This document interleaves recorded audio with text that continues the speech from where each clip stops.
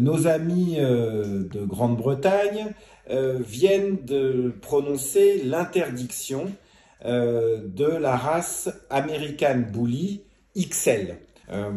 Il y a près de 25 ans, ces bulldogs américains étaient présents en France et il n'y en a plus aujourd'hui. Je suis viscéralement contre l'interdiction de certaines races, viscéralement. En revanche, je suis pour qu'on responsabilise toujours plus leurs propriétaires. Et donc, je pense que la profession vétérinaire est un allié fidèle du ministère de l'Agriculture pour cela. Nous avons des expertises, non pas en entraînement, mais nous avons des expertises dans le comportement. Et donc, je pense que nous, les vétérinaires, sommes les meilleurs alliés de la société pour qu'on aide la société à circonscrire la dangerosité potentielle des chiens. Moi, j'ai toujours défendu les pitbulls.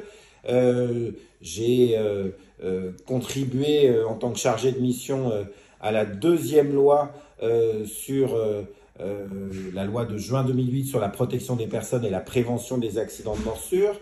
Donc j'ai toujours pris la défense des pitbulls. À ce jour, il n'y a toujours aucune donnée scientifique qui laisserait penser que ces chiens sont à l'origine d'un plus grand nombre d'accidents et d'un plus grand nombre d'accidents graves. Mais là, je vais renverser les choses puisque j'ai été aussi depuis que oui, mon petit plumeau. J'ai été aussi depuis que j'ai été chargé de mission il y a une quinzaine d'années pour la mise en place de cette loi. J'ai été aussi administrateur de la SPA pendant 4 ans. Si ces chiens sont si présents dans les refuges, c'est donc que, quelque part, les foyers qui les acquièrent, et qui les acquièrent souvent très cher, ne sont pas en mesure de les garder. Pourquoi est-ce qu'ils ne sont pas en mesure de les garder? Parce qu'à un moment, ces foyers sont dépassés et ils n'arrivent plus, dans l'écrasante majorité des cas, à gérer la dangerosité potentielle de ces chiens dans un certain nombre de contextes. Et c'est sûrement ça qui fait que nos amis britanniques ont décidé d'interdire les American Bully XL, et XXL, c'est tout simplement parce que ces chiens-là, et ce sont des datas, des données, créent plus d'accidents et plus d'accidents graves. Donc, il faut aussi que les plus amoureux des chiens, les plus grands défenseurs des chiens, se rendent compte qu'à un moment, il faut qu'on fasse plus attention à la dangerosité potentielle des chiens dans certains contextes. Quand il s'agit de pitbull, quand il s'agit d'American Bully XXL, quand il s'agit de bergers belges malinois, de bergers allemands, ils ont subi des pressions de sélection artificielle. Pourquoi? Pour attaquer et défendre en toutes circonstances, pour, hélas, c'est très cruel et c'est vraiment indigne des humains, mais pour les combats de chiens, là je parle des pitbulls, des American Bully, les lois en France, je les trouve bien faites. Donc il s'agit autant de l'arrêté du 27 avril 1999 établissant les types de chiens susceptibles d'être dangereux, que de la loi de juin 2008 sur la protection des personnes et la prévention des accidents de morsure. Mais il se pourrait que en France, puisque les anglo-saxons nous précèdent en général dans l'élaboration des lois sur les chiens dangereux, eh bien, il se pourrait qu'en France, on soit plus responsable et on évite des accidents graves survenus sur des humains en imposant tout simplement une évaluation de la dangerosité potentielle de non seulement, comme c'est obligatoire aujourd'hui, des chiens de première et deuxième catégorie administrative, mais aussi de tous les chiens qui ont un certain gabarit, des certaines origines.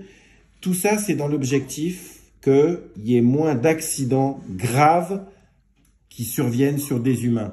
Est-ce qu'il faudrait rendre plus contraignante la possession de des bergers belges malinois, des pitbulls, des bergers allemands. Alors elle est déjà, quand il s'agit des chiens catégorisés sur le plan administratif, qui nécessitent donc l'obtention d'un permis de détention, elle est déjà très contraignante, cette détention, cette possession. Moi, je suis pas à l'aise avec l'inflation des lois. Il y a tellement de lois qui ne sont pas déjà mises en application. Moi, je ne pense pas que c'est comme ça que la société elle peut évoluer. Moi, je crois vraiment, vraiment, vraiment à la responsabilisation.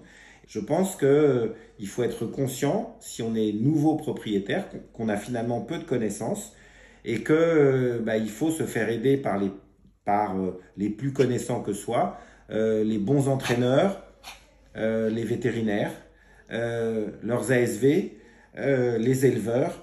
Et moi, je crois vraiment plus à la responsabilisation. Et donc, la responsabilisation, ce serait probablement, dans le cadre d'une évolution des 2 lois actuelles sur les chiens dangereux, eh bien, ce serait tout simplement qu'on demande que leur chien soit systématiquement évalué, finalement, quand il arrive à l'âge d'1 an. Dans les faits, c'est ce qui arrive aujourd'hui avec tous les propriétaires de petits dogs, dogs moyens, grands dogs, à qui on demande de faire des diagnosis ethniques. Donc là, on fait une évaluation sur l'apparence, mais beaucoup d'entre nous, les vétérinaires, quand on accepte de faire des diagnosis ethniques, on mentionne évidemment aussi, puisqu'on interagit avec le chien, on mentionne aussi quand il nous apparaît excessivement anxieux ou anxieux tout court, peureux, parce que ça peut faire le lit de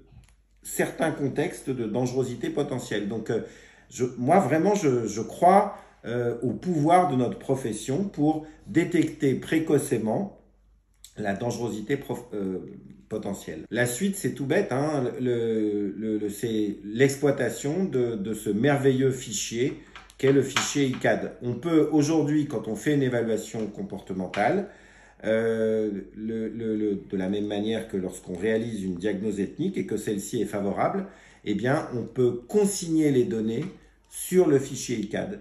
Et donc, le fichier ICAD pourrait devenir un fichier sur lequel toutes les données médicales comme comportementales, qui concernent tous ces chiens potentiellement dangereux dans certains contextes, soient systématiquement saisies et accessibles à toutes les administrations d'une part, et d'autre part à tous les vétérinaires qui pourraient être associés à la prise en charge de ce chien. Donc les solutions techniques existent déjà.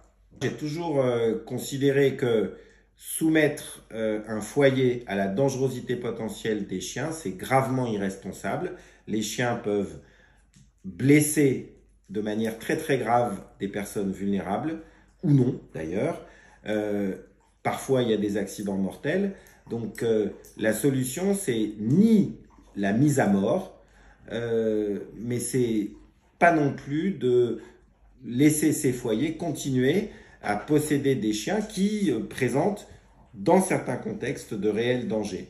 Donc, je ne vois pas d'autre solution si on veut être en même temps sur la prévention des accidents graves et des accidents de morsure, mais aussi sur la considération pour les chiens. Donc moi, je ne vois pas d'autre solution que des refuges en pleine campagne qui donnent une qualité de vie minimale au quotidien aux chiens qui sont hébergés. Moi, je suis convaincu que les solutions pour ces chiens-là, qui présentent, hélas, une dangerosité potentielle avérée dans certains contextes, ce sont des sanctuaires, exactement sur le modèle du sanctuaire, du refuge de l'association AVA, Agir pour la vie animale. Il n'y a pas d'autre solution.